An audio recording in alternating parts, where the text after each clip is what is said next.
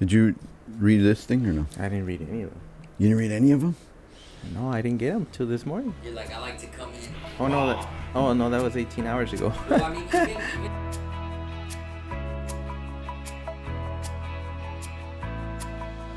How are you, everyone? This is the Money Mindset Podcast. My name is Sergio Rodriguez, and this is my colleague. Good morning, or afternoon, or evening, whatever time this catches you at. My name is Eddie, and we're looking forward to a fun, fact-filled episode where we can give you lots of valuable information. It's too early for the tongue twisters. Yes. Come on now. Yeah. But now let's kind of get started here on some topics that we wanted to talk to you about. But before we do that, let's do a little background. I think that would be cool for the audience to kind of see a little background about, maybe 2-3 minutes, maybe 5 minutes, on where you came from and what got you to this point. Not everything, right? Obviously, because we don't have all day to do that, but just a little bit of background there. What can you tell us about yourself, Eddie? Wow, where do we start? How far do we want to go back? I mean, I used to tell you the joke that when I was born, the doctor slapped my mama. Well, yeah. Well, that's a joke. But anyways, as you can probably tell, English is my second language. Mm-hmm. I was born in Mexico, and actually right off the border in a little place that's probably known for violence, Ciudad Juarez. Wow. Mexico. Wow. And then I grew up east of that in a little town called El Millón, believe it or not. El Millón. El Millón, which means in Spanish and English means what? The million. The million. But there was 300 people living in that town, so So there wasn't a million people there. So it wasn't 300. But anyways, I used to, when I was about 5, 6, you watch a lot of TV and you imagine things, and I guess to picture the area, there's a valley where the river runs in the middle between the two countries. And my grandpa's house was in a hill, and you can see across the valley, and you can see into the United States side. And growing up, and they would say the other side. And I was like, what's on the other side? It's like this mystery place, right? Yeah. And I remember the 18-wheelers running across the expressway, but I didn't know what they were. So in my mind, they were blimps. There were blimps, just a bunch of blimps going across. And it was this like whole different world. Obviously, it was not blimps. It was the expressway, and it was the 18-wheelers. But anyways, at the age of 8, we migrated into the United States. We went to the legal process. Grew up, learning the language, learning the culture. And all my formal education, I could say, is in English. So even though English is my second language, I have much higher vocabulary in English than I do in Spanish, believe it or not. Yeah. Anyways, but so then after high school, we went off to college. I ran track. I was a cross-country runner as well. I was pretty good. I wasn't the best, but I was competitive enough to go into college with the scholarship. Then I went into the military. Then after the military, we started getting involved with financial services, helping people with financial questions. Yeah. And I don't know, I guess God has given me the talent of learning things really quickly, so I can pick up on things very fast. And I like to solve problems. I like to help people. And I've always been very inquisitive. I always wanted to understand, and I remember I took apart a TV, wanted to learn how it worked, how the picture. And it never worked again after that, did it? Well, it was already broken. So Okay. So I didn't re-break it, but when I was 5, my dad was working in a motor. I put a piece back the wrong way, and it ruined the whole motor. So obviously I've always been very curious, not always to the best result, but it's good to be inquisitive. I think we all seek truth, knowledge, and Jesus said the truth will set you free, and Amen. And we're here to give truth when it comes to taxes, to give you the right kind of mindset that will get you ahead, give you some new ideas, and change the paradigm. Yeah. That's what I like doing. I like talking about ideas, thinking outside the box, thinking of different ways to solve the problem. And you know, you mentioned that, and it's a really good segue into what I kind of want you to backtrack a little bit, because we've done several live presentations in front of audiences, and that's one of the things that you mentioned. And I love the story because you correlated the story with running cross country with with the mindset that it takes to be one of our clients, right? Somebody that thinks differently, right? And so if you want to just tell me a little bit about that story that you have. Well, I wasn't always very good. When I was in high school as a freshman, I was 4'9". Now I'm much taller. I'm 5'6", by the way. I don't know. 5'6" is a little. That's a little much, Eddie. I don't know. No, I'm joking. But I was 4'9", and I think I weighed 90 pounds, soaking wet. So soaking wet. And anyways, as a freshman, I remember the coach telling us, "I want you to run this 400 meters in 70 seconds." And I said, "Well, coach, I never ran under 70 seconds." So it said, "That's all right. You just try." And so I'm pushing, and I hit 70 seconds. I can't go below 70 seconds. Right. And if you know anything about the metric mile, which is 1,600 meters, right, which is 4 laps, if you run 4 laps at 70 seconds, that's a 440 mile. Well, I wanted to run faster than 440, but if I can't run one single quarter below 70 seconds, how am I going to break 440, right? Well, by my senior year, I was running 426. I grew a little bit. Man, that's awesome. But anyways, along the way, when the breakout year was a junior year, and I had never won a race before, second, third place. So district meet, ran the 2 mile, didn't make it. I got third place to advance. Only first and second would advance to regionals, the next event. So it's do or die. You have to win or second place in order to advance. Last event, I don't have any more events left. And if you know the schedule, the track meet, or at least the way it used to be, that's the second to the last event. Yeah. So, anyways, the start of the race, by the third lap, I take the lead. And going into the last lap, they either ring a bell or they shoot a gun. Right. Of course, signaling that it's your last lap. Right. So I hear the gun, and I said, I'm not gonna let anybody pass me. There's no way that anybody's gonna pass me. I'd rather die than let somebody pass me. That was my frame of mind at that point. So I remember taking the turn, and I feel the guy behind me. You can feel him.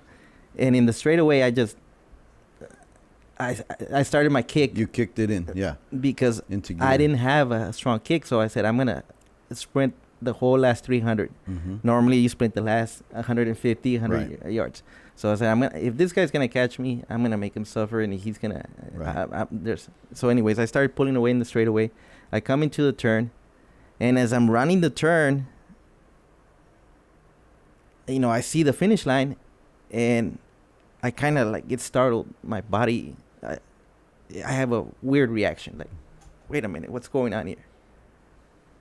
And I didn't understand why that happened. And the reason it happened is because there was nobody in front of me between me and the finish line going into the end. And that had never happened before. And my body physically reacted like a jerk. Like in the middle of the race, I kind of did this startled. Right. Like, is this really happening kind of moment? And anyways, I just see the finish line and I cross the finish line but my point is that it was a reaction because it changed something psychologically. Yes. So what was the change? That now I knew I could win a race. Right. Before, I wanted to win a race. And going into the last lap, I told myself, I'd rather die than let this guy pass me. Right. So I knew I wanted it, but you don't really believe it, or you don't really walk the walk until you walk the walk, is what I'm trying to say. So it broke a paradigm in my mind. And the story that we would tell in those seminars was because, excuse me, I'm kind of losing my voice, was because we wanted to change the people's perspective. Or Right. that was my point, that this is possible. It is possible for you to reduce your taxes. Yes. Just like Elon Musk, just like But like the- all those guys do.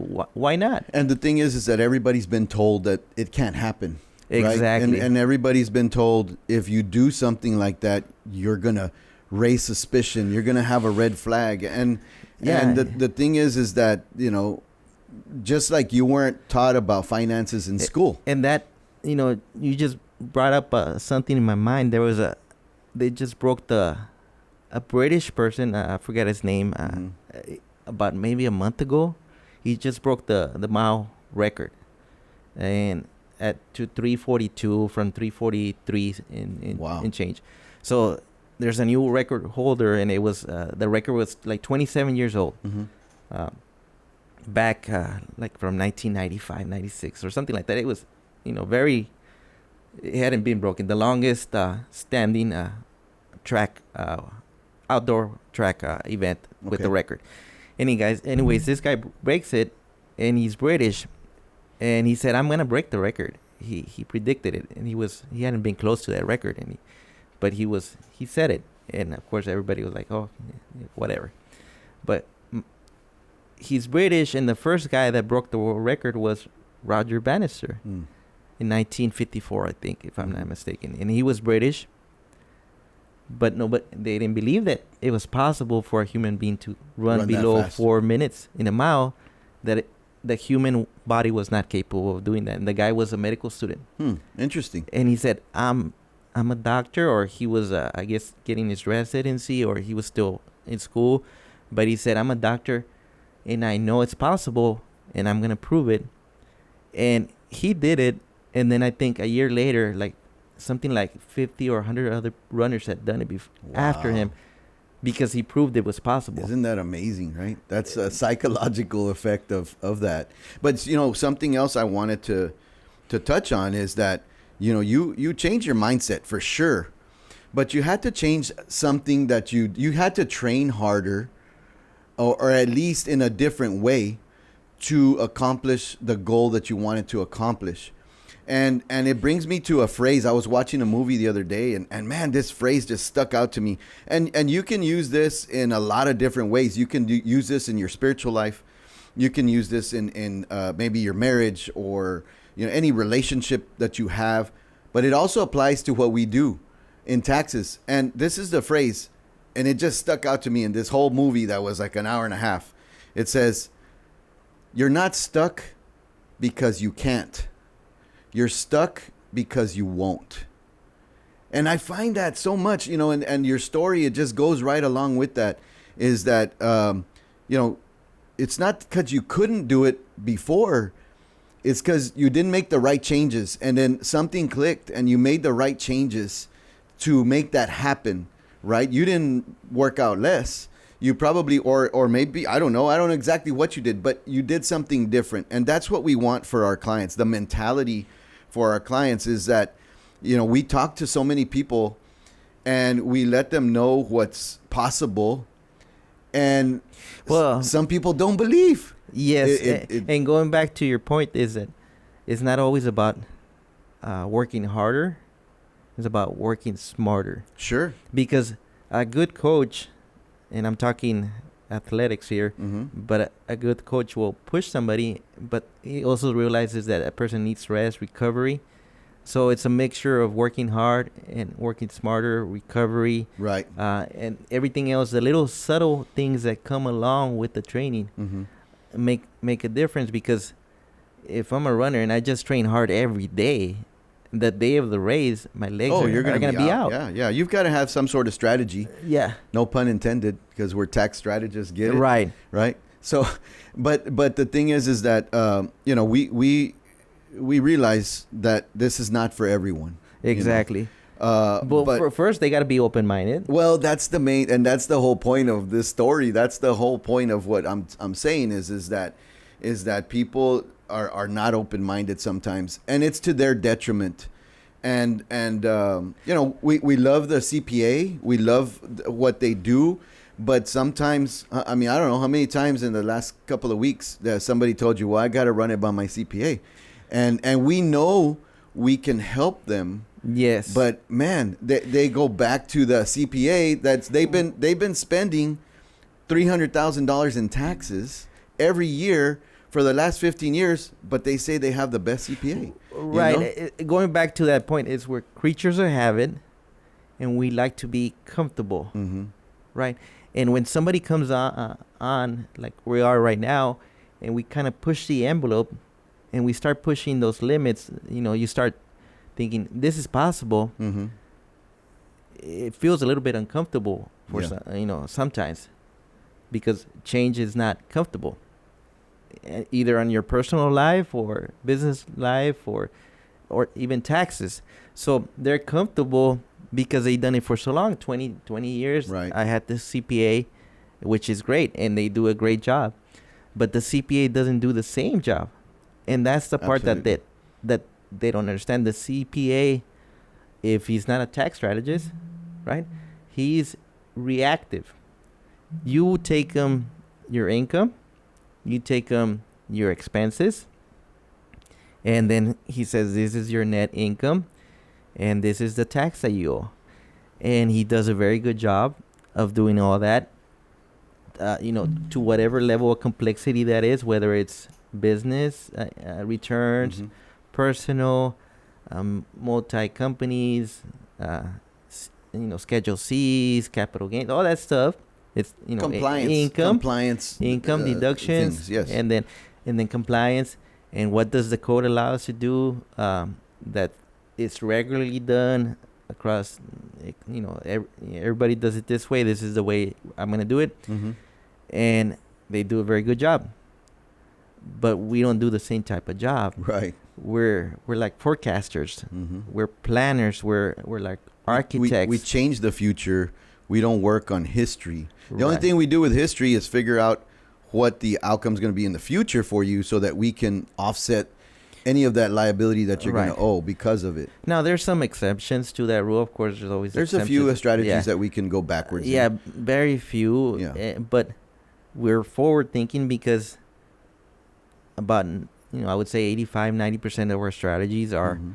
about 2026, Mhm. and we're in 2026. And when do you pay your taxes for 2026? Yeah. In Normally, 2027. most people April of next year. Yeah. And if they do an extension, by October, right? So they're So- not thinking about it in 2026. They're thinking about it March 31st, or April 14th of 2027 is when they start Right. thinking about 2026 taxes. And I think that's probably the big issue with us too, is the urgency sometimes, is that people, if only people would change their mindset as far as urgency is concerned, Yes. it would make a big difference for them in the future, because once they come to us with 2026 taxes and it's 2027, I mean, there's not a lot we can do with that. Right. And the system is a pay as you go system. Yes. If you're a W-2 worker, you know this you know very well that when you get your paycheck, Mhm. they have deducted already health insurance, along with that FICA, Medicare, Social Security, and taxes. Mm-hmm.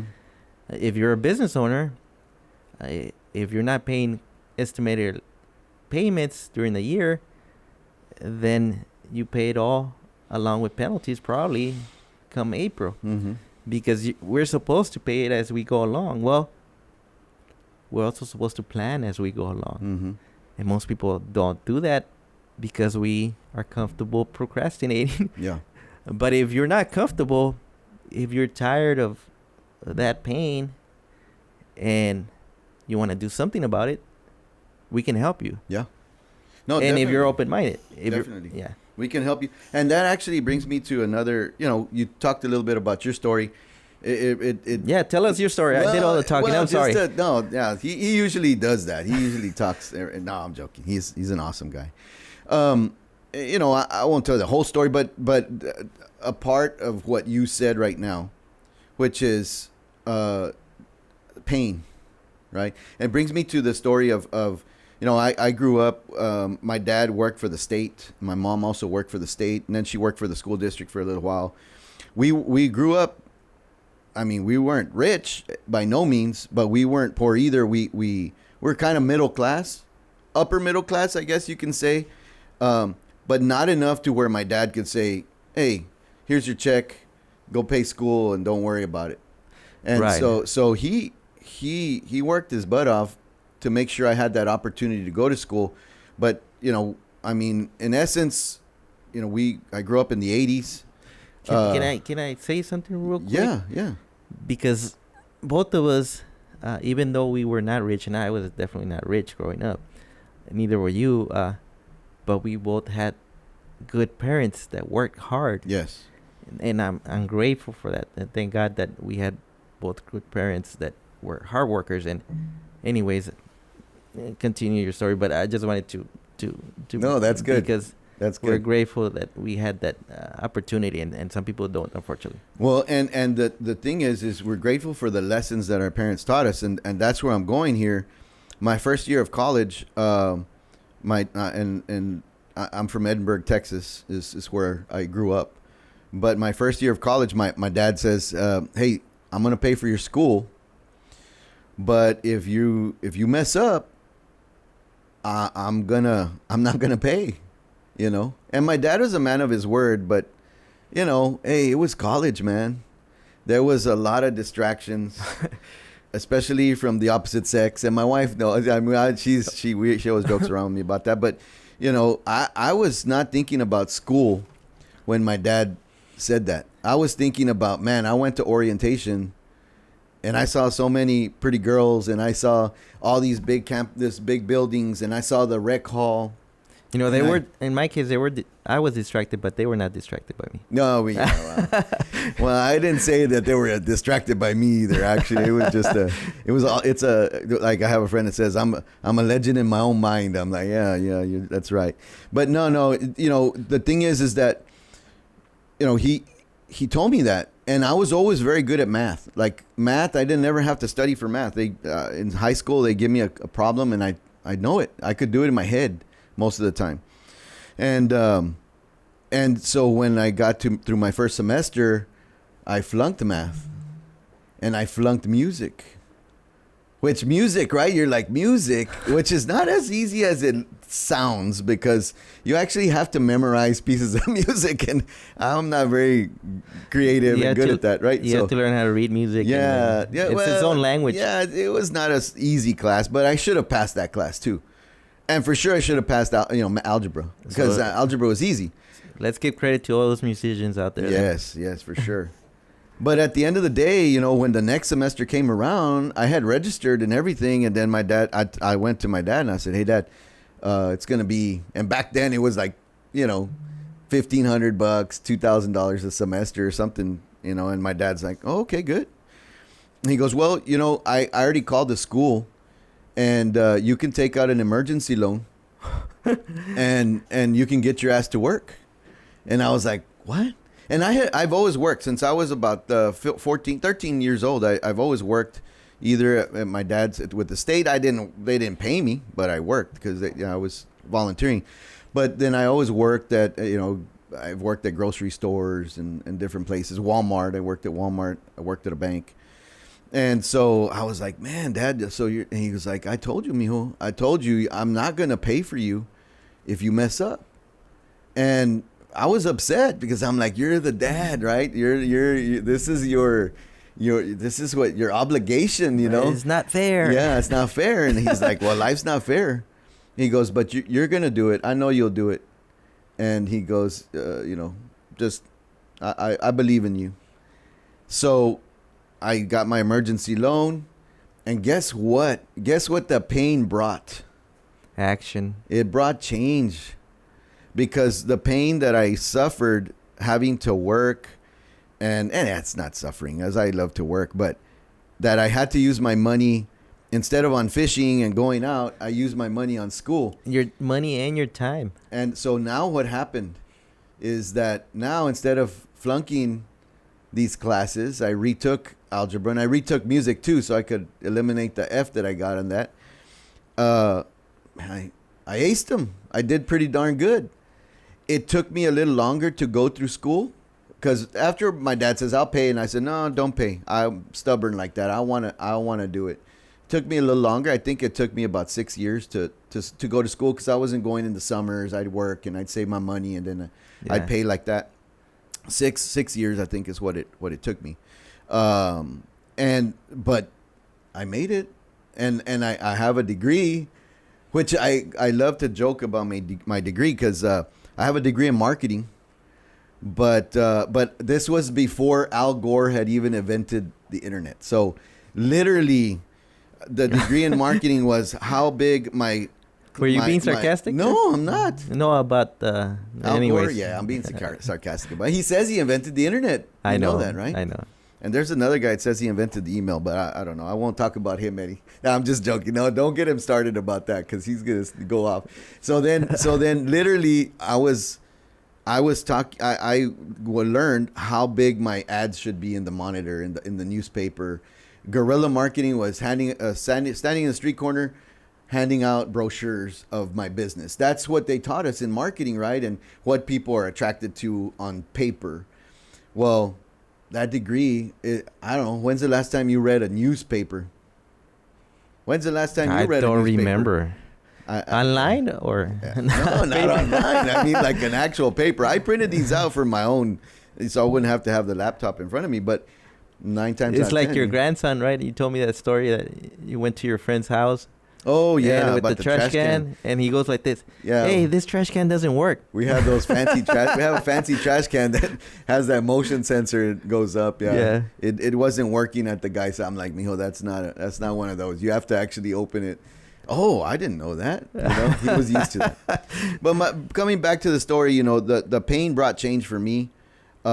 Smart people, and I say that maybe as a nudge. Smart people. Pain brings change. And people that get used to the pain, well, they learn to live with it, I guess, if they can't do anything about it. Yeah. But I'm here to tell you that we can do something about I can't do something about any other type of pain. Take some Motrins or something. I don't know. But, as far as taxes and having to spend that money, give that money away every year, we can help with that. And so I guess let's go into some of these stories that we have. Sure. And unless you had something else that you wanted to add to that. I mean, we could, but let's go on with the stories because we could go on forever on that. But and that's because I spend most of my days with this guy. But he's just he's an interesting fella. So let's go over the first one. And these are just some stories that we picked out that we kind of wanted to go over and see what we thought about them. And this is stuff that's on the news, right? Yeah, it's that's news. Happening. It's news. Some of it's newsworthy. Some of it's not. But I don't know. Most of it is here. Let's see. This is from Kaylee Hagan, The Motley Fool. And this says the 2027 Social Security COLA could trigger a new tax for some seniors next year. So 2027 could trigger some taxes. And what's COLA, Eddie? Cost of living adjustment. Cost of living adjustment. It has to do with inflation. Okay. Or the inflation rate. Okay. So basically it's saying that it's $79 to the 2026 benefits. It'll add about $79. But I believe what happens is it kind of pushes people into the next tax bracket. Well, one of the things that some of our listeners might not realize, if you're on Social Security, you probably know this, that Social Security benefits can be taxed. And it can be taxed all the way to 85%. Yep. And Social Security uses a fancy formula to come up with what that amount is. And they call it, I think, the combined income. And they look at different types of income. And then they take 50% of your Social Security benefit, I believe, to determine whether you pay this tax or not. So that article is referring to, hey, they're gonna get more in Social Security. Great, most people would say, hey, I welcome more, right?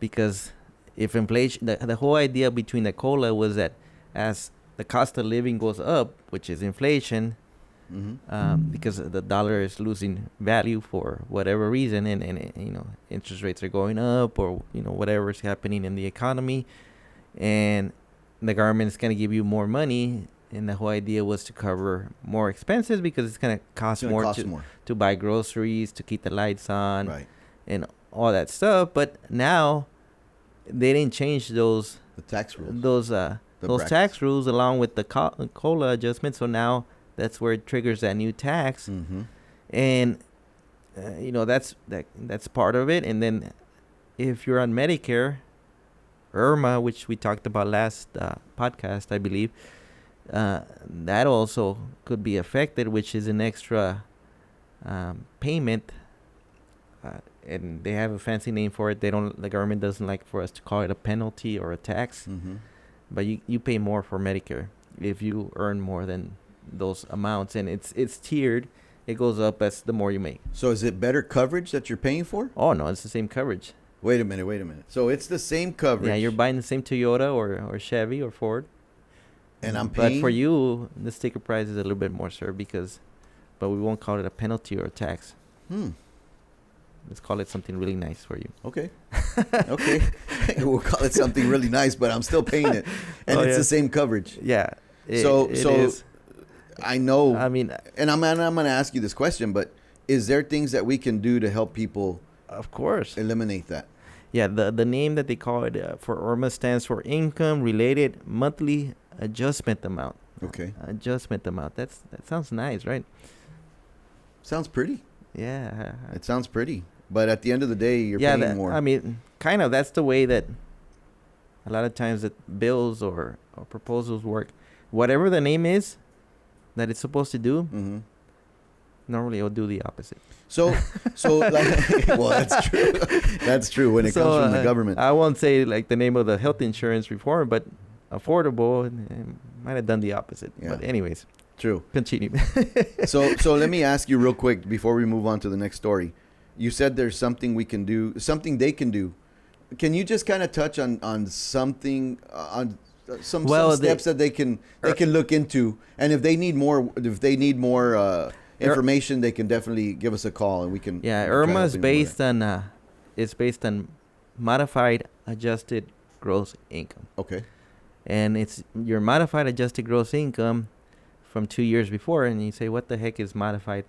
I heard of AGI, adjusted gross income. Okay, I understand that now they modify that. Yes, they add non-taxable income, like from municipal bonds. Okay. So if you have non-taxable income that you're receiving, they add that on top of your AGI. Okay. So that's your modified adjusted gross income. So they look at that to determine whether you're gonna pay IRMA or not. And then what can you do? Well, we can reduce your AGI through tax strategies, where therefore reducing your modified adjusted gross income. Now, we can't do anything about the tax exempt income. If you're already receiving it, you might wish to sell those positions, right? If you're receiving, you have municipal bonds, maybe you want to sell them after that, if it's really affecting you that much. But usually most people don't have that doesn't make up the majority of their modified adjusted gross income. And then once we do that, there's some forms that we can fill out, right? Well, there's an appeal that you can file, but normally when you file your income tax return, the government will adjust that for you. Okay. But the tricky part is that, well, the way they made it, which doesn't make sense, right? A lot of things that they do that don't make sense. But anyways, they look at your income from 2 years before. Right. So let's say you're going into Medicare, you're 65 years old, you're excited because now you're thinking, I'm going to pay less and I'm getting on this government program that's called Medicare. They're going to take care of their seniors, right? Okay. So now they say, well, when you were 63, when you left work, they gave you a severance package, or they gave you or you took out this much money from your 401k, Right. and it was or you bought a house or To remodel your home. something. That's probably that what you we see the did, most, yes. right? And it was a one-time deal. Well, surprise, here you go, in appreciation for, anyway, no, they don't say that, but then you're gonna be subject to our income related monthly adjustment amount. It's not a penalty, it's not an extra tax, but you pay more for that Toyota. Anyways, So no, that makes sense. That makes sense. But we definitely like helping people out with that if we Yes. can. And so that, call us, let us know. Yeah. We definitely help you. Unless you like pain, then you can stay doing that. yes, and then going a little bit into that, because some people listening might have qualified accounts. Mhm. You know, they work, like your dad was a hard worker, your mom, and they were blue collar workers or white collar, but normal everyday people, hardworking people, and they put away money for their retirement, Mhm. and now they got $1 million in their 401k. That's awesome. Mhm. And then I get to tell them, I'm sorry, you don't really have $1 million in your 401k. What do you mean? Well, you have $1 million minus your silent partner, Uncle Sam, because this money has never been taxed before. So you're sitting on a pile of money that's never been taxed before, and you start taking it out to enjoy your golden years. And then all of a sudden you're gonna pay taxes on that, and you might be, due to that withdrawal, now you might be subject to this additional IRMA amount. And then not only that, with the additional COLA amount that now more of your Social Security might become taxable. Mhm. So I mean, it's kind of like they get you from one side and the other. Yeah. They're hitting you with combinations. If they're a boxer, they're hitting you with both left and right, Mhm. uppercuts, hooks, everything. And the sports analogy, it kind of like, from the way I see it, is that those boxers, those runners, they all have what? They all have a coach, right? And when you go through something like this, at that age, and they give you these things, and they expect you to know how to deal with them, and many people do it without a coach, and they get hurt financially because they don't have somebody to help them, Right. and to steer them in the right direction, right? And the problem is not lack of information. Oh, it's out there. Yeah, it's out too there. much information. It's too much information. You're piecemealing. I know I've done it. I'm like, no, I'm going to figure this out.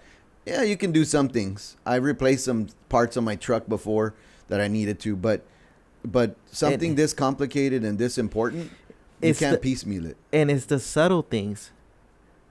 And it's the things that you don't see coming, because you don't know what you don't know. Right. And somebody that's gone through that, walked that path, is going to know. If you're walking on a path and there's a trail, and you're looking at the trail, the stuff that's in the trail is not going to hurt you. Mm-hmm. If you see a snake in the trail, you're going to stop. But if you don't see the snake coming from the side, Mm-hmm. that's the stuff that's going to get you. And, you can kind of piecemeal it, like you said, and try to figure it out. But let's face it, that's why there's experts. You can't be an expert at everything. That's why, if you have a problem, your doctor's going to refer you to a specialist. Right. Because that's all they do. They're generalists. They're normal doctors and generalists. Not that there's any problem with the generalists. No. They're needed, just like the CPA's needed. But that's not their specialty. Yes. And so, no, I get it. Well, that's awesome. I'm glad that we can help people, and I'm excited to help more people with it, because I know we already help a lot of people with it. But let's move on to the next story.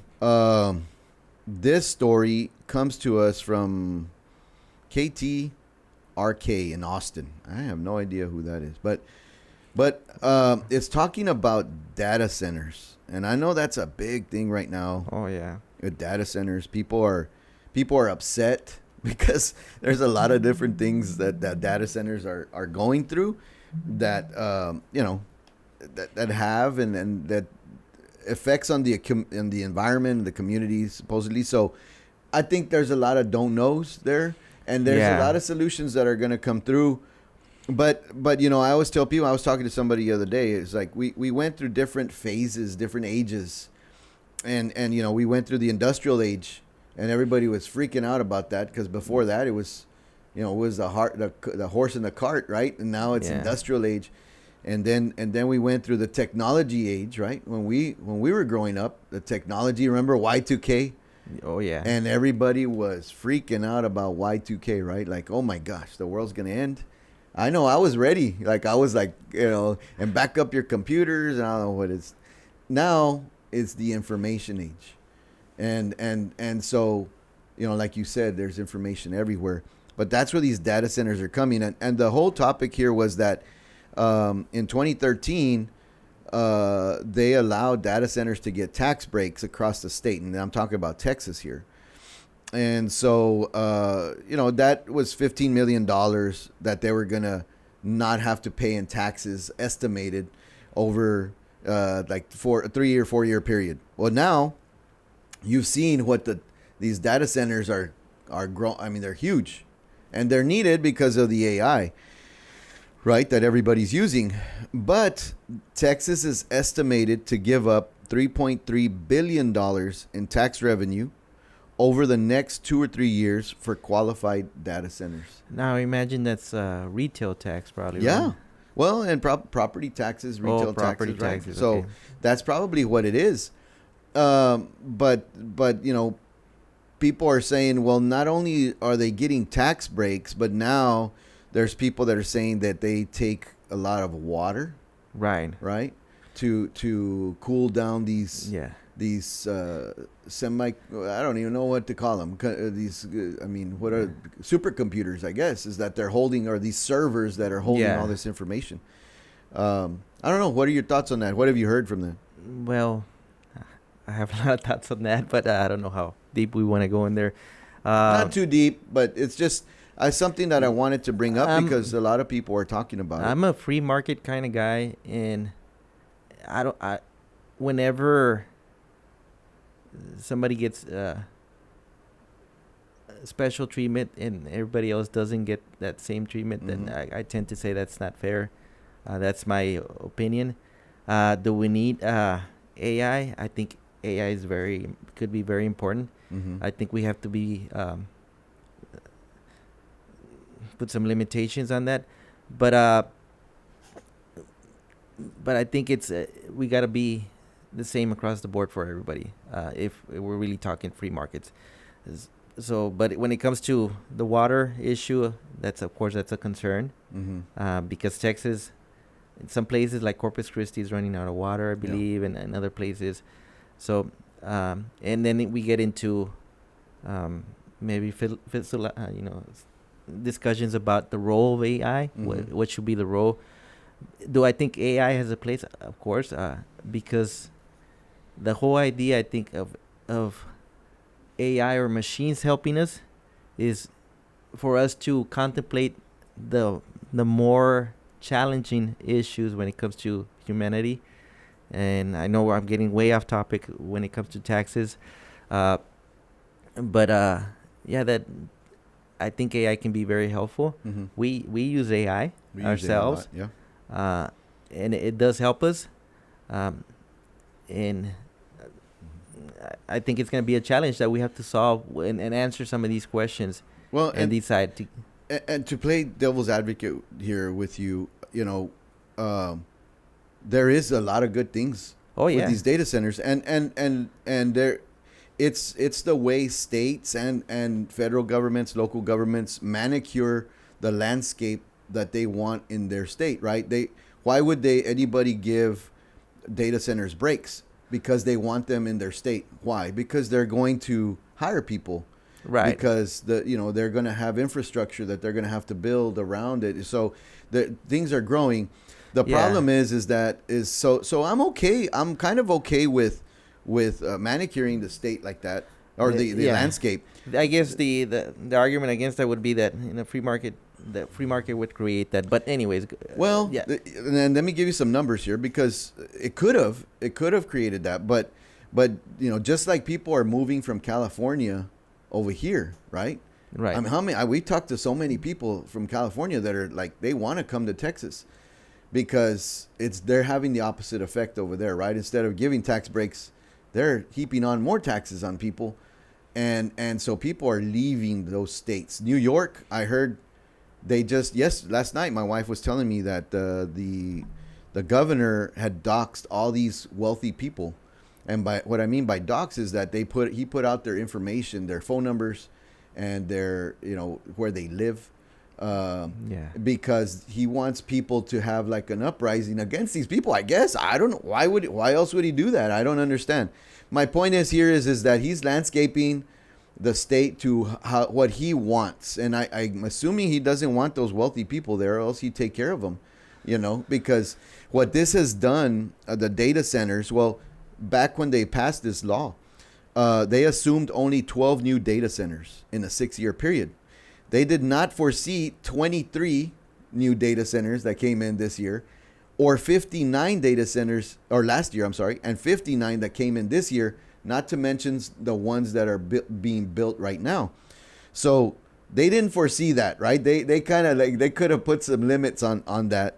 But what it's done is, and I think we talked about what it's said. I mean, they $15 million, 3.3 billion is what they lost in tax revenue. But according to the latest economic impact study, the data center industry has contributed $65.8 billion to Texas GDP in 2024.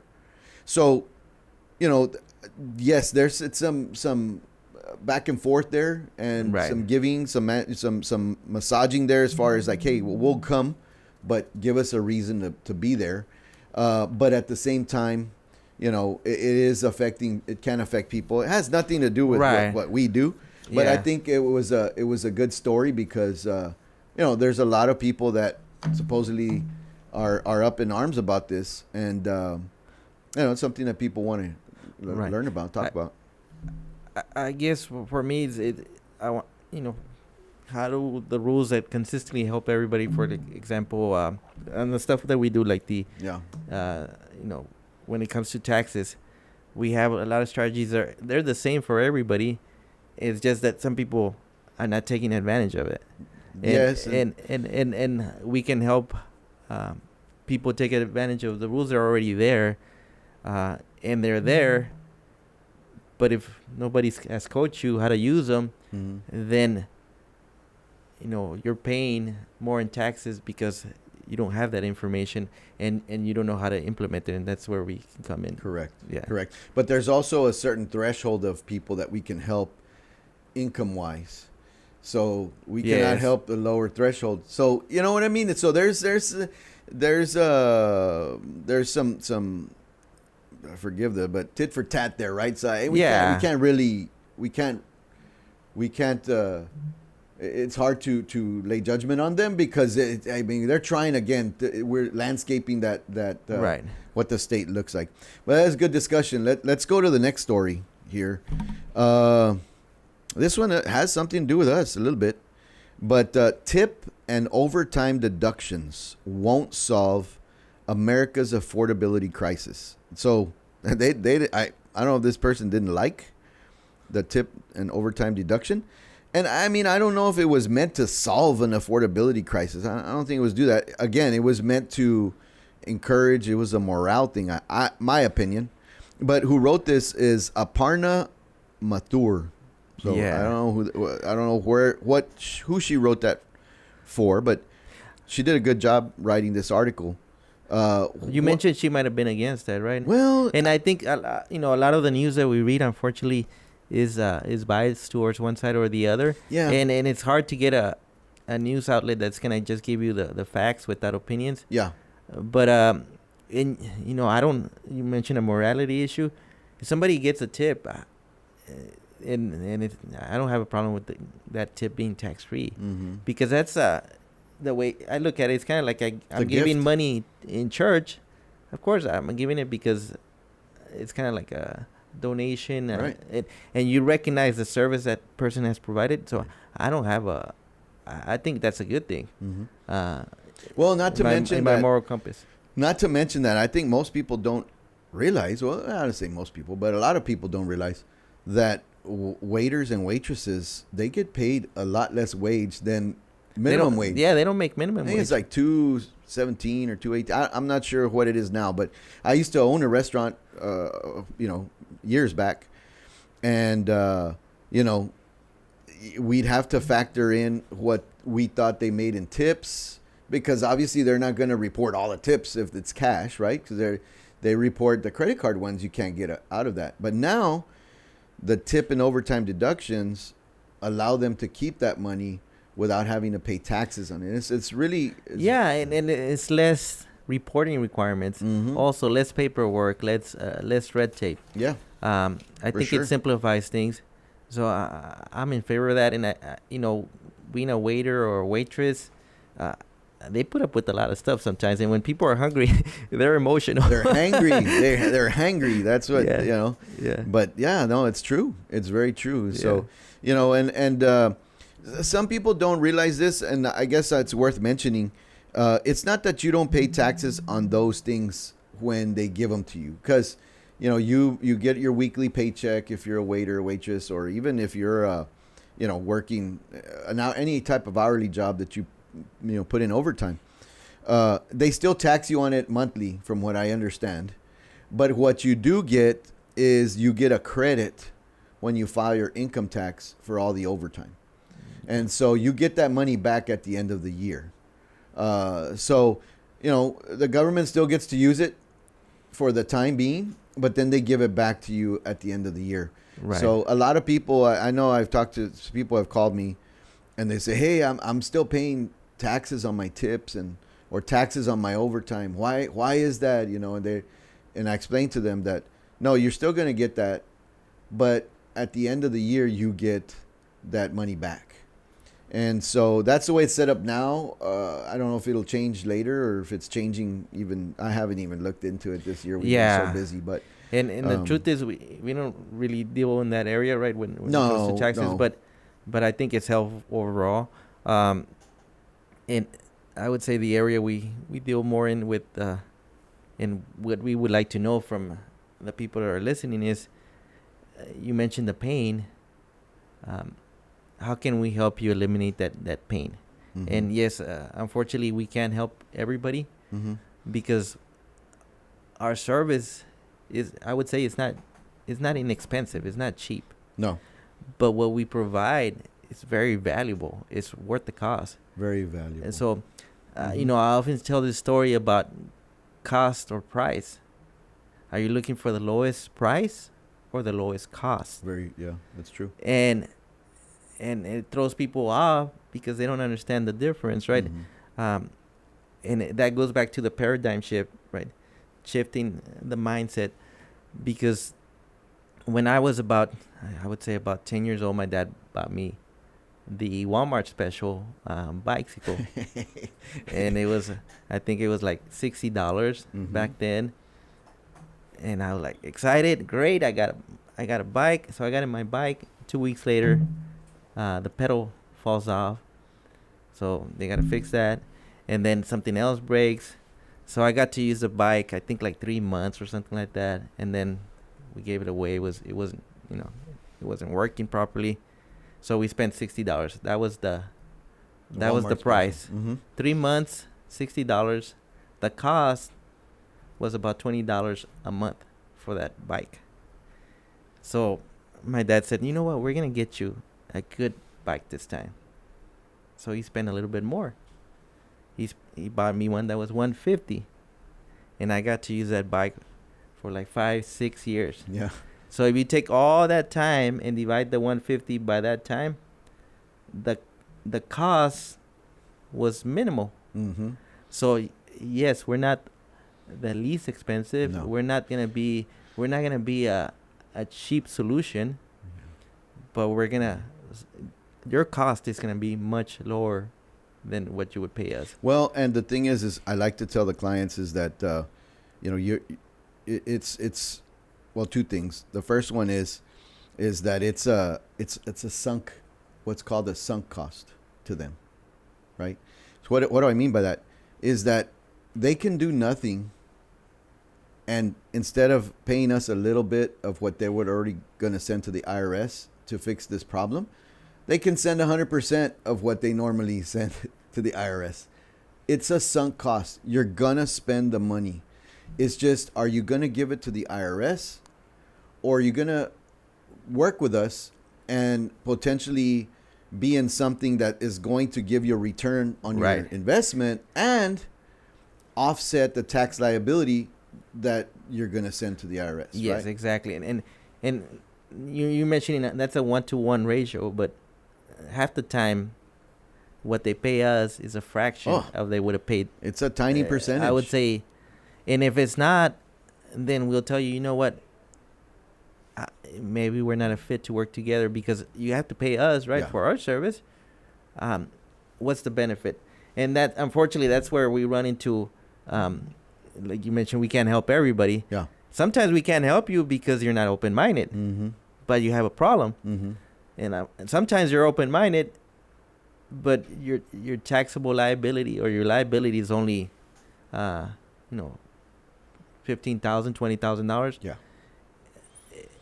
It doesn't make sense for you to pay us and then pay for a strategy and end up paying a total with the strategies and paying us $21,000 when you could have paid $20 in taxes. Right. And So- we would never put somebody Right, in that situation. But somebody is paying $100,000 and total cost for us might be 20, 30, including the strategy and everything, and putting it all in place, working with us a whole year.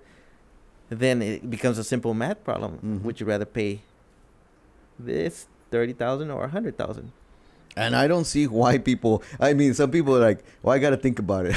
Well, and then I'm like, "What do you have and to not think only about?" that, this money that you would have given to the IRS is also going to produce more money for you. Yeah, Uh, but it goes back to yes. the mindset change, right? And people having a mindset change, and them getting used to living like the way they do. It's sad. I want to help as many people as I can, but you can only help people that want to be helped. Well, you know? for example, I met with a gentleman that's making a lot of money in the millions, and he was open-minded. Great, we're gonna help him out. And then my next meeting was with somebody else that might have been making a whole lot of money and paying a lot of taxes, or had a need for what we do. I'd rather say it like that. And the first thing that she said was, well, I need to, before I answer any questions about my problem, which is what it was, a discovery call. The first Mhm. time we talked to you is a discovery call, and that's what it is. We're finding out if we can help you, Right. and you're finding out if you want to work with us. Mm-hmm. And she didn't want to tell me anything about What her problem was. Yeah. It's like going to the doctor and saying it hurts. Well, where? Yes. And what happened? Did you fall? Did you get hit by a bowling ball? Did you, Yes. I mean, how are you expected to help somebody? Well, then if they don't I do that? asked her, I mean, how can I help you without any information? Without any information, I can't even tell you if I can help you. Right. So I don't think this is gonna work out. Yeah. So And you there's do have to be open, and there has to be a conversation about your situation. So just like when you go to the doctor, it might not be comfortable to talk about stomach issues Mm-hmm. and constipation and That's gas sick, and Eddie. stuff like that. That's gross, man. No, but you're right. You're right. You might, doctor. I'm sorry, I have Yeah. this problem, but yeah, I mean, it might be a little bit embarrassing, but you tell the doctor because he's gonna help you. Yeah, that's the only way he's going to help you. Yeah. I mean, he'll tell you to go somewhere else if you can't tell him where it hurts and what happened, when did it start hurting, and how does it hurt, and that's what we're trying to do when we ask these Yeah. questions. Now, if you go in there and you say it hurts right here, and the doctor's scratching his head, he doesn't understand why. Mhm. And other doctors that tell you the same, then that's a different story. It's not that they don't want to Yeah. help you. You have a special situation, Yeah, and some of you might have a special situation when it comes to taxes. absolutely. And if we can solve it, and because we dealt with so many other people before you with this similar situation will tell you. But if we're gonna be scratching our heads and say, well, you know what? Then we'll also tell you if you have a very special situation. But I haven't run into one yet. No. But I'm not saying it's impossible. I'm human. I have limitations. Yeah. And I don't know everything. Yeah. No, absolutely. And I guess before we get off that subject, I do want to say that, I look for sales all the time. I mean, my wife, and we do well, praise God, we do well, but hey, I still want to take care of my money, and I look for sales, and we look for coupons. My wife will look at some of the back of the grocery store receipts, right? Well, we all want to get a good deal. The thing is that there's some things you can do that for, but tax strategy is not one of those things. You want to buy the Huffy bike, you don't want to, or what was the BMX bike? You don't want to buy the Walmart special. Yeah. When it comes to certain things, you want to buy the best things because the best things are going to be the best for you, right? And what we mean by the best, I would say, is that you want a strategy that, first of all, it's going to work for you. Mm-hmm. Second, it's legal Mm-hmm. and it's defendable in the event of an audit. Absolutely. Because anybody can be audited. So does the strategy hold up? Is it going to save you money? Right. Does it make sense for you? Right. Because let's face it, strategies come and go. They change all the time. So when you come and work with us, you're not buying a strategy. You're buying a coach. Advisory. You're buying a coach. You're buying a Correct. relationship. Correct. I mean, we talk to our clients all the time. They probably say, They probably get tired of us, right? Yeah. But that's actually fun because what ends up happening is I ask them, how many times have you talked to your CPA? Well, we only talk once a year. And when they come with us, that's not the relationship we have. And I think that's what we wanted from the very beginning, is not to be inundated with volume of clients. We're very selective.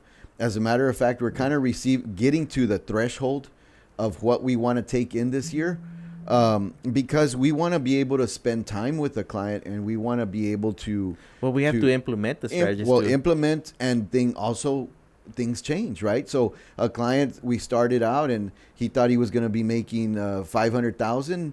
He gets a bonus of $250,000 because he did something now we're having to plan for $750 instead of $500. So, if we're not on top of that, if we're not meeting with them and talking with them. Also, what tends to happen is people procrastinate, and we start getting a lot of calls in October, November, and December. Yes, last quarter. Yeah, and by then, a lot of these strategies, we might not even have the time to implement anything. Yeah. So if you're listening to this and you're thinking, I want to see what you can do for me, do it now. Don't wait.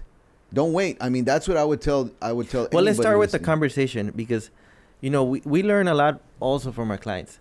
I get to talk to people, obviously, that have a tax problem. Yes. A lot of them are doctors. Absolutely. A lot of them are engineers. Our recent client that we would have never thought that she'd been in this business that we have a strategy in, and learning from her, it's like, wow. So this, I have a client that's a doctor, and I said, anyways, talking to them, they got to know a little bit about my family history, some family health issues, and they made a suggestion that I wouldn't have thought of before I met them.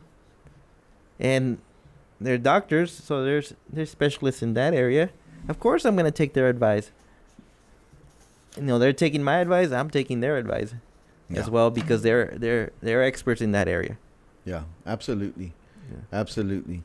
And you mentioned, this is a good segue into our next topic here, because I think we're getting close to time. Is what time is it? What time we got here? 11. Well, yeah, 11:31. Okay, good deal. So this next topic is actually a strategy that is out there, and we've actually helped a lot of people with the strategy. But it says some high-earning investors will soon owe taxes on years of deferred capital gains. What it's talking about 1030 is the qualified opportunity funds. right? Okay. and the deferred tax, until the end of 2026. It says early investors, those who got in by the end of 2019 and 2021, were also eligible for a 15 or 10% step up in basis, respectively, on those gains, which means a lower tax bill. The next round of designated opportunity zones will take effect in 2027, which is what we know. We know that. Yeah. At which point the tax benefits will change. So, that's big. And those are things, then that's why you need a coach, guys, because we'll stay on top of these things. Yeah. And we don't, I always tell my clients is that we're not here to push one strategy. We're here to find out what's best for you in these situations. So we have, 40, I think we have about 40 different strategies now. We used to have 38. Now we have, I think we have 42 now because we added 4 more different strategies. And again, we're not out for one strategy. We're out to help the client the best we can. Do you know anything about this, Eddie? Or, how have we used opportunity zones in the past? Well, there is some strategies that involve opportunity zones that are available. When it comes to capital gains, there's a lot of strategies out there that will defer the capital gains taxes. Mm-hmm. And the key word is deferred, means that you're putting it off till later. Right. A lot of people that are heavy in real estate do, what are they, 1031. once. I was going to say 1035, but it's 1031. That's life insurance. So they exchange one property for the other, and they're pushing that capital gains down the road. And so is opportunity zones the right thing for you? Well, it depends. There is other strategies that we have that would also help with that. Mm-hmm. And that's why we need to talk and figure it out. You mentioned there in the article they're going to get a step up in basis. Right. So what does that mean? Well, basis is basically your cost. Okay. So whenever you're talking about capital gains, whether it's real estate, whether it's stock, crypto, you bought something at one price and you sold it at another price. Right. No, normally you're going to sell it more than what you bought it for. That's a gain. If not, you're going to have capital loss if you sold it for less than what you paid for. Right. And so the IRS has all these different classifications for income. Mm-hmm. Income is not income. Income is, you got passive income, you got active income, you got interest income, you got dividends, you got royalties, you got lease payments, you all got sorts of different types of income. So the IRS, and they're all taxed differently.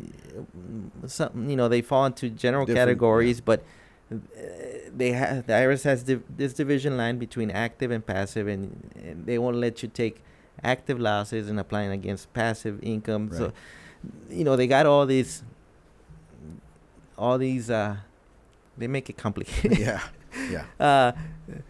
But so you sold something, and if it's long term, if you held it more than a year before you sold it, Mm-hmm. they're gonna tax you on the gain. Well, your basis is what it cost you. All right. Your gain is your profit. Mm-hmm. It cost you $100. You sold it for $200. Your gain was $100. Mm-hmm. Well, in this case, you mentioned they're going to have 15 to 20% increase in basis. Yep. So if going back to the example of 100, now your basis instead of 100 is 120 if they increased it. And if you sold it for 200, then you pay taxes on 80 instead of 100. I see. So did it benefit them? Absolutely. Mm-hmm. Is this the right thing for you? Well, could be. That's why we need to talk. Right. Is there other strategies besides this one? Yes. That will help you with capital gains, which is a special type of income. Mm-hmm. It's not special to me. To me, income is income, right? I spend it the same way. Yeah. But for the IRS, it's not. They got all these categories, so they're gonna tax it different at different rates, and they won't let you cross them over the losses. Say, well, I had this loss over here. Can I apply it to this income over here? No, you can't. Right. Yeah.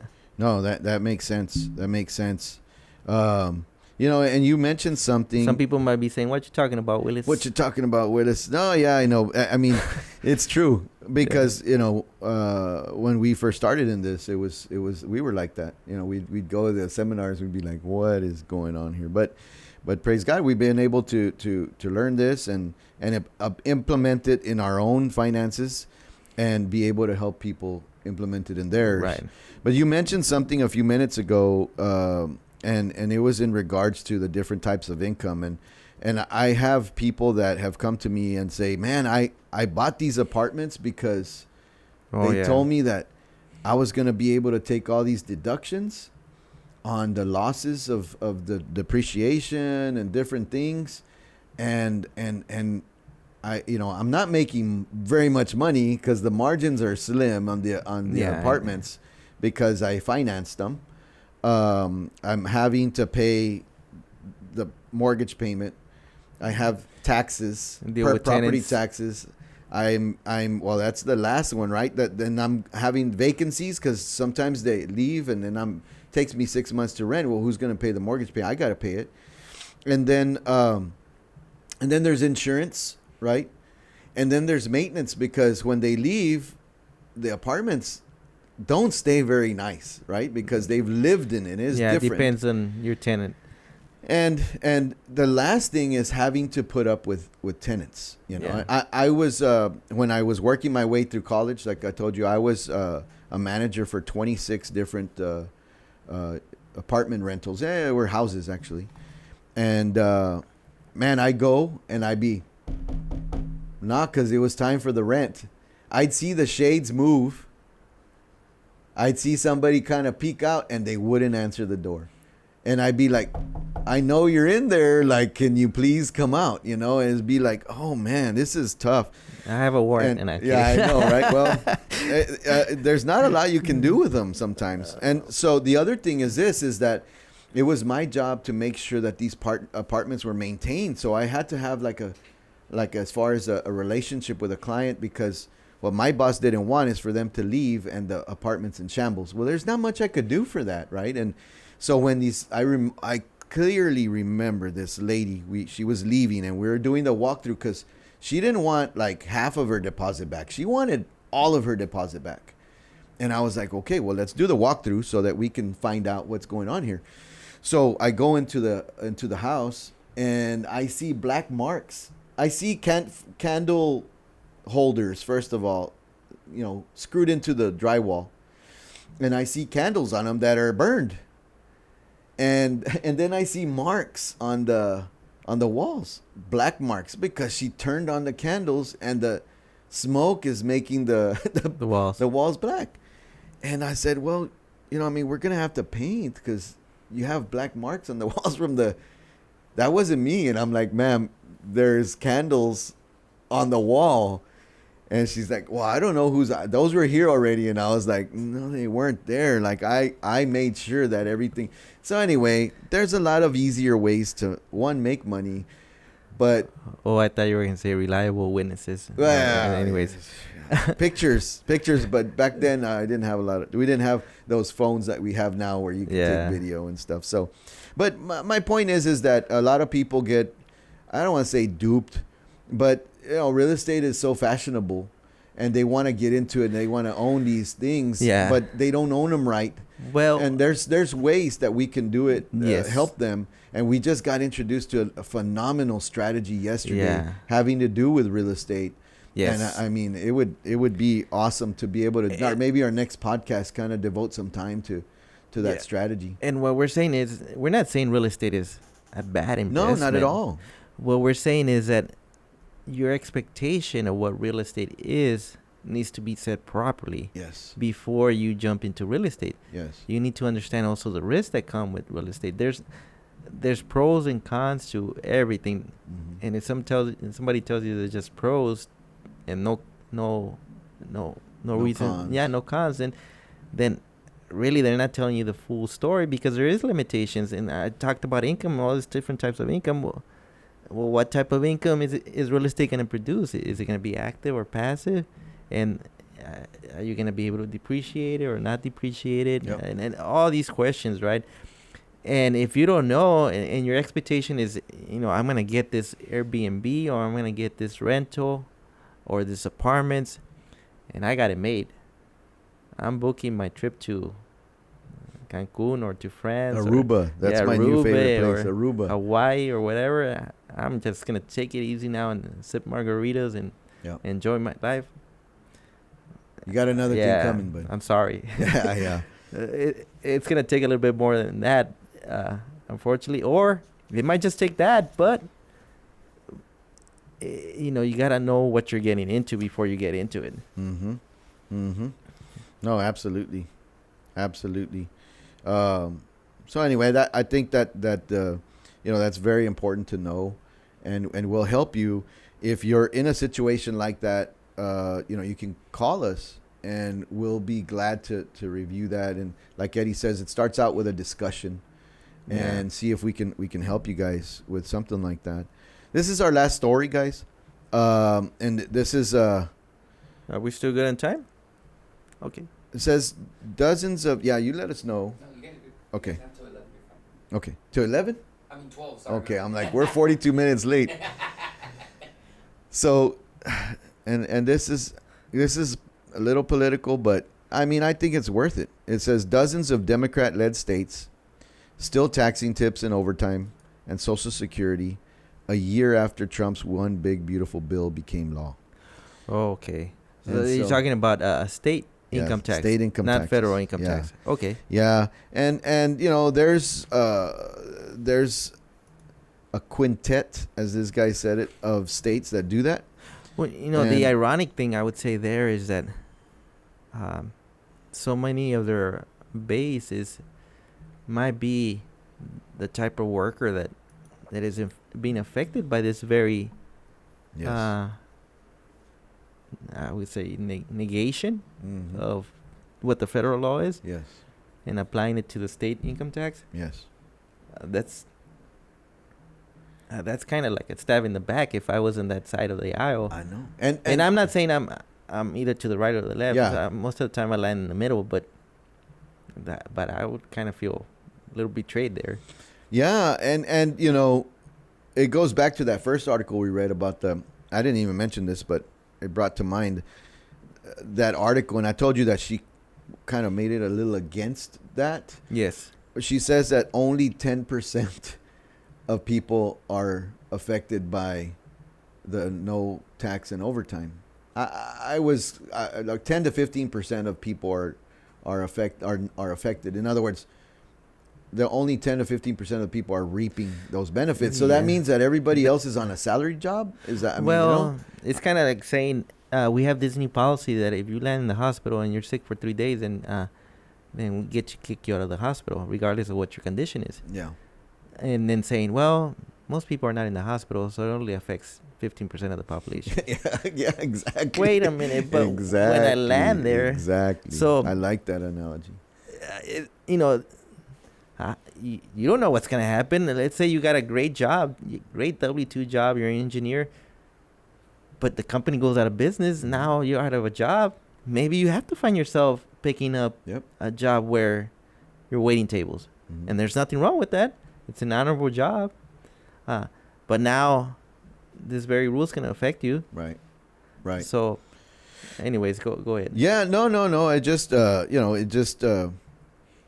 that it was interesting to see that. And the states, Connecticut, Minnesota, New Mexico, Rhode Island, Oh, we're naming him. and Vermont.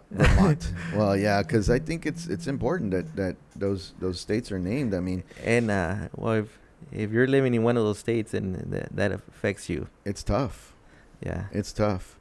And you know what? I not that I lied, but I misspoke because I have. Now you sound like a politician, Yeah, man. well, Come on. everybody tells me to run, but I'm not running for anything. I'm running from dogs. That's all. That's all I'm running from. Yeah. We make mistakes. We're human. Yeah, no.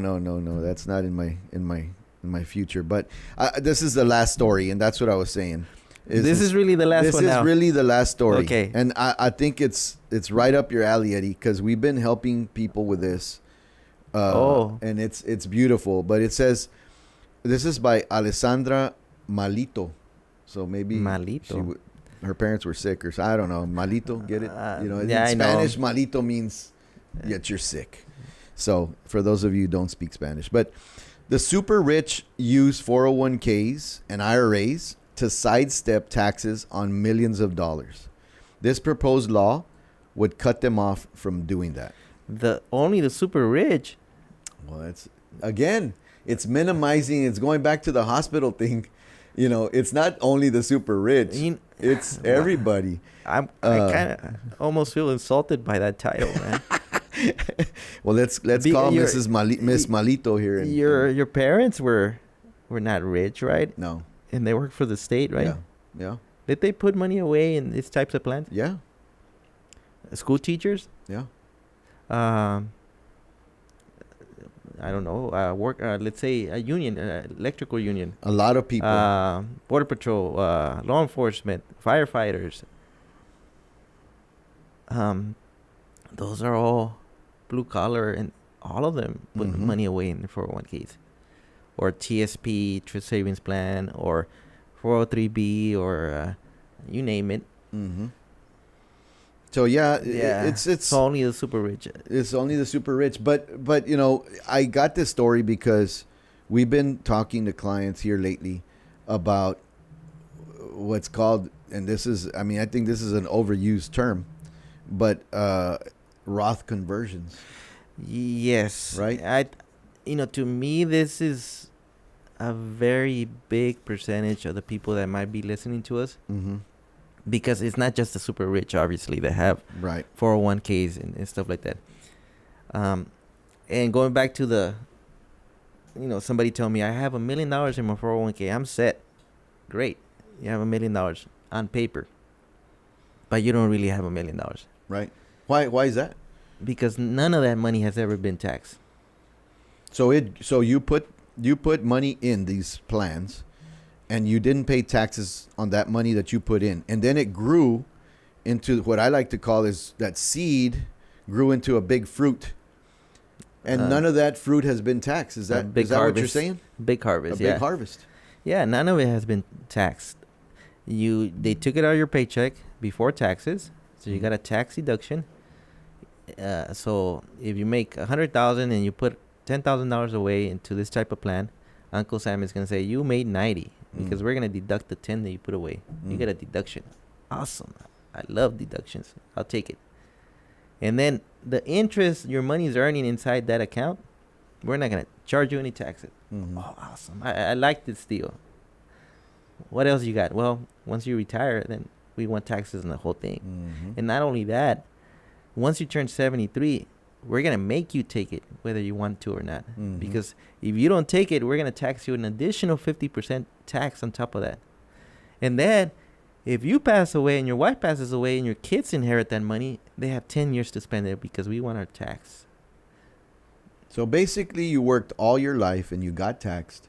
You put money away like they tell you to. You did everything they told you. The right thing according to what, if you go to school, they tell you study hard, you work hard, you go work somewhere for 20 years, you put in your sweat, blood, and tears, you put money away, and then you get to retire to your golden years.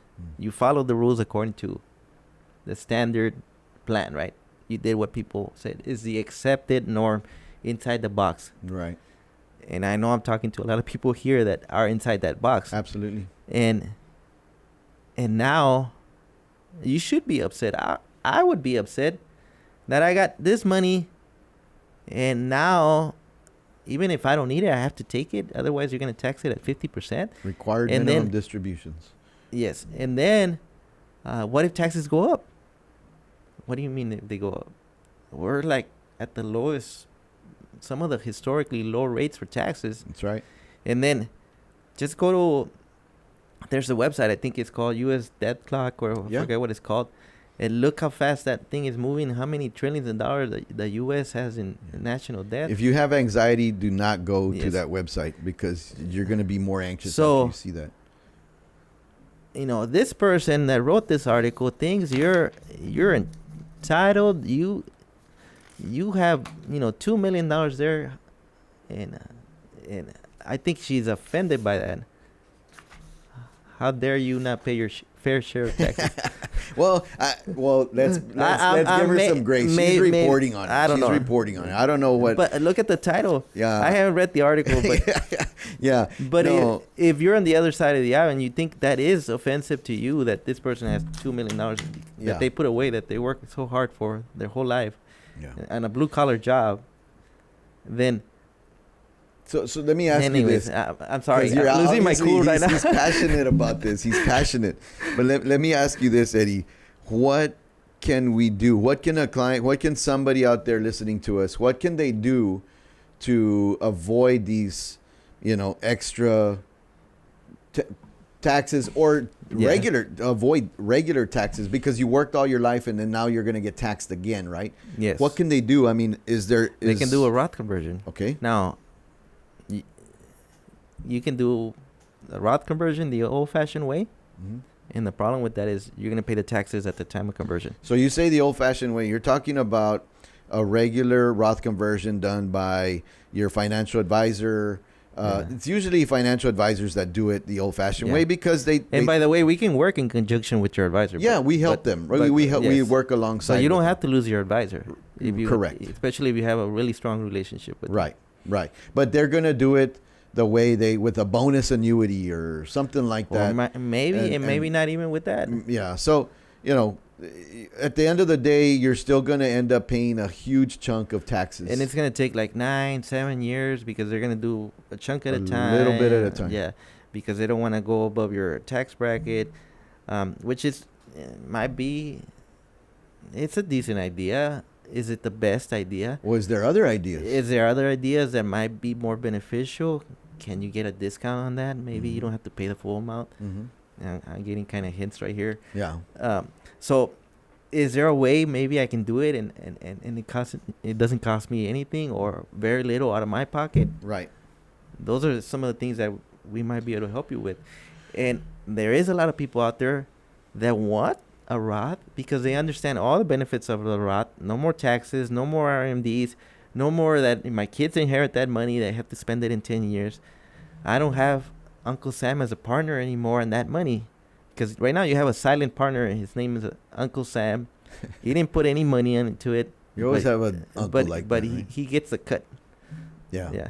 Anyways, so if you want to make a change, we can help you, and we can do it in an efficient way that reduces that taxable event, because that's a taxable event when you convert from traditional IRA to a Roth, right? Or from 401k to a Roth. Any account that, if it's at work, chances are you never pay taxes on that money. Right. Yeah. Right. So that's huge. And yes. And here recently, I know that we've helped. Several clients with this, because before that, they do have a financial advisor. They pitched something to them, and they still really, they didn't want to give up that big chunk on the conversion of that traditional to the Roth. But now we're able to do that for people. So if you're interested in that, if you feel that you could be a good candidate for something like that, reach out to us. Once again, we're here to help. It'll all start with a how do they contact us? A free consultation. At the end of the podcast, thank you for reminding me of that. At the end of the podcast, and in the comments below, or in the description below, the bio, you're gonna see a way to reach out to us, call us, and we'd be more than happy to sit down with you. I say sit down, but 90% of our clients are phone or Zoom. But we would go over your situation and find out if there's something we can do to help you. If there's not, we're going to let you know. And I think that's fair, because I don't want to string anybody along. But I would love to, our team would love to. Just yesterday, I talked to somebody, a great person. They're in the reserves. She was going to school, and she's a contractor doing different things. Most of her income was actually tax-free because she gets a disability, and she does have some taxable income, but it was in the lower range. So it didn't make sense mathematically for us to get involved. I said, unfortunately, I don't think we're a fit. Not because I don't want to help you, it's because it would cost you. What it would cost you doesn't justify the benefit. Right.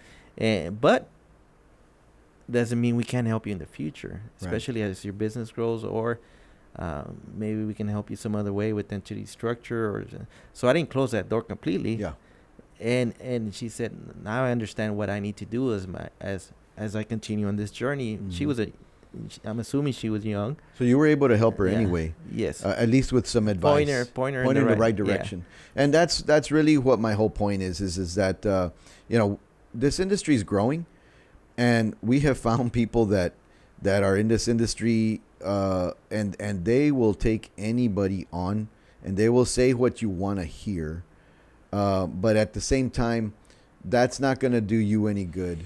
And we want to make sure that all of our clients give us referrals, and we want to make sure to do the same, because if they give us referrals, it's because we gave them a good service. And I think it's good to have friends that will correct you when you're wrong, Yes. or we don't always have to agree. Obviously, we had a little conversation about AI where we didn't exactly agree on everything, but we don't have to agree on everything to respect each other, and to actually be looking out for your best interests. Yeah. Mm-hmm. And we want to know what your best interest is. Mm-hmm. And the way we find out is by having that conversation, and then we'll suggest what in our expertise is your best interest. Yes, absolutely, Eddie. Well, I mean, it's been a wonderful talk. I think we've discussed a lot of good topics. I had fun. I don't know. I can't believe it's been this. We spent this much time talking. I tell you, you talk a lot, man. You talk a lot. Sometimes I need him to be quiet, and he does. He's not. My wife says I talk too little, and I said she talks too much. Don't tell her I said that. Well, I'm sorry, but this is going to be aired on YouTube, so hopefully she doesn't see the whole thing. No, I'm joking. I'm not joking, but make sure and talk to her before. But anyway, it was good conversation, and it's not going to be our last. I had a great time. Looking forward to the next one. Yep.